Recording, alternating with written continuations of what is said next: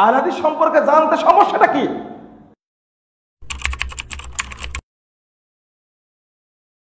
আহলে হাদিস কি বুঝলেন আপনি এখানে? যারা হাদিস বেত্তা, হাদিস শাস্ত্রের পণ্ডিত, তাদেরকে কি কয়? আহলে হাদিস। কিন্তু এখন আমাদের দেশে আহলে হাদিস কারা? না, এরা আহলে হাদিস না তো। আহলে হাদিস বলতে ইসতিলাহের মধ্যে ওরাই আহলে হাদিস যারা হাদিসবিদ, হাদিস শাস্ত্রের পণ্ডিত, যেমন ফিকহ শাস্ত্রের পণ্ডিত ফকিহ, এরা কি আহলে হাদিস। এরা আহলে হাদিস দাবি করে এই লোকগুলো।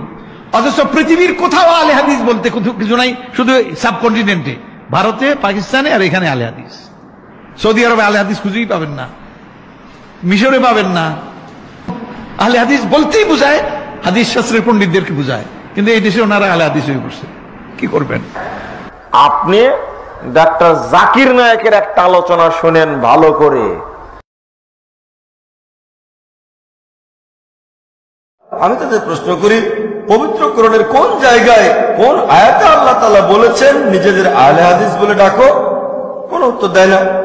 এরকম কোন সহিহ হাদিস কি আছে যেখানে নবীজি বলেছেন নিজেদের আহলে হাদিস বলে ডাকো? উত্তর নেই।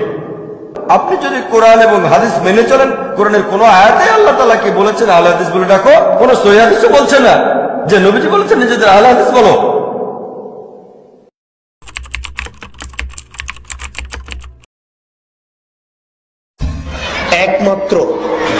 একমাত্র পরকাল কল্যাণের এই দেশের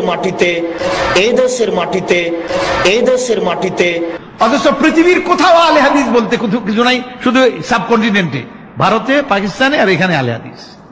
সৌদি আরবে আহলে হাদিস খুঁজেই পাবেন না, মিশরে পাবেন না। একটাই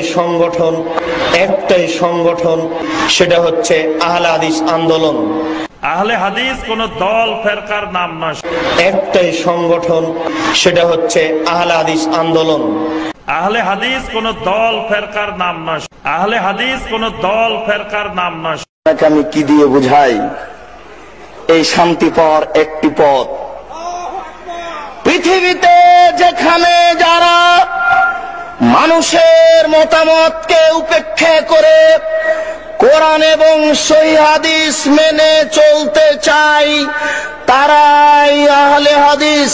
পৃথিবীতে যেখানে যারা মানুষের মতামতকে উপেক্ষা করে কোরআন এবং সহিহ হাদিস মেনে চলতে চাই, তারাই আহলে হাদিস। পৃথিবীতে যেখানে যারা মানুষের মতামতকে উপেক্ষা করে কোরআন এবং সহিহ হাদিস মেনে চলতে চাই, তারাই আহলে হাদিস।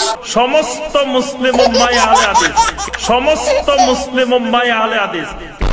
আহলুল হাদিস মানে হাদিস, যারা হাদিসের চর্চা করেন। অতীত যুগে আহলে হাদিস বলা হয়তো মুহাদ্দিসিনদের, যারা হাদিস চর্চা করেন, হাদিসের আলেম, হাদিসের পণ্ডিত। বর্তমান সময়ে আমাদের দেশে ফিকহি মাযহাব আহলে হাদিস হানাফি হয়ে গেছে।